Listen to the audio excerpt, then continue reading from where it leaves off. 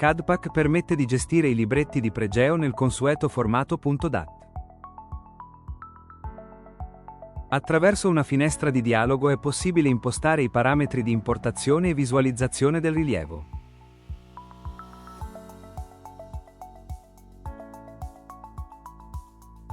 Il processo di rototraslazione del rilievo avviene in modo automatico, in base ai punti fiduciali rilevati in campagna.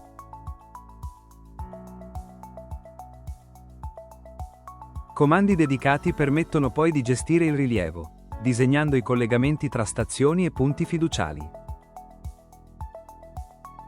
Un ulteriore comando consente di visualizzare le battute delle stazioni e i singoli punti rilevati. In questo modo l'utente può importare, controllare e rappresentare il rilievo Pregeo direttamente all'interno dell'ambiente CAD.